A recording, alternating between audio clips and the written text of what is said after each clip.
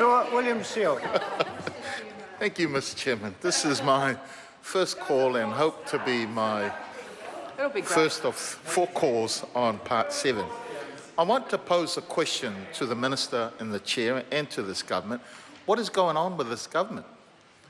The whole bill is about increasing the supply of housing and increasing affordable housing. Yeah.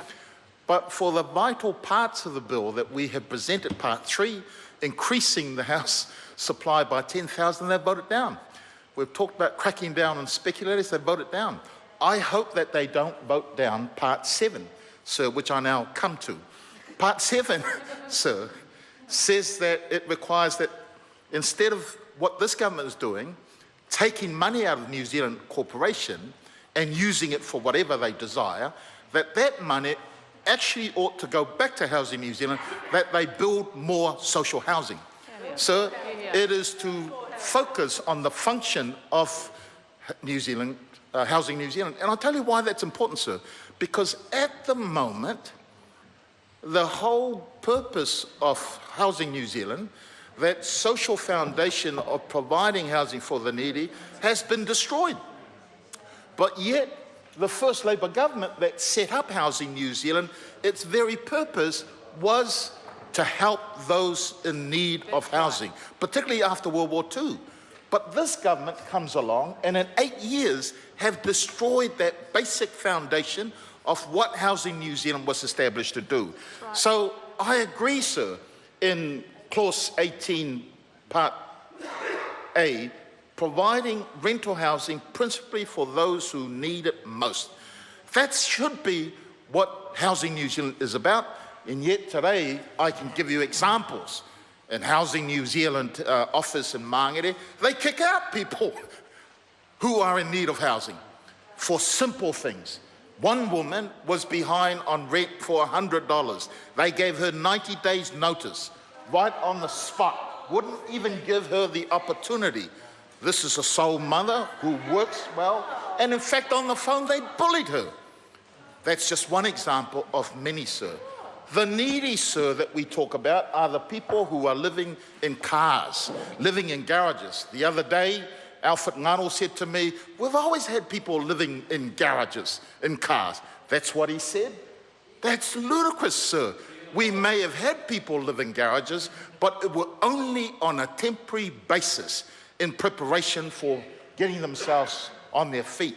But this government has normalised people living in cars and in garages. So, sir, this bill surely needs to pass so that the money generated by Housing New Zealand needs to go back for the building of social housing for those in need. Sir, housing is a fundamental right. I have heard in the homeless inquiry, here's something that I hope will prick the heart of that minister.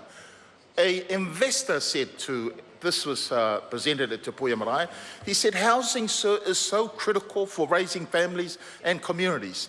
If families have a stable habitation, stable house, it means those children will have a stable family, stable ability, schooling, stable group of friends so that they're not moving around from house to house.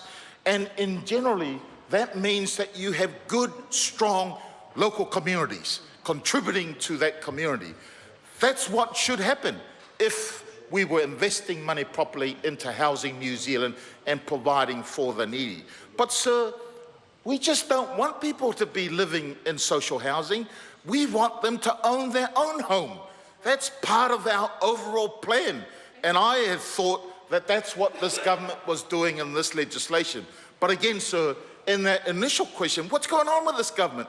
It's crazy what they're doing. On the one hand, saying that they want to increase the supply of affordable housing, and on the other hand, voting down every initiative that we've put up. And I suspect they're going to vote down this initiative. But this initiative is about helping the needy, helping the needy.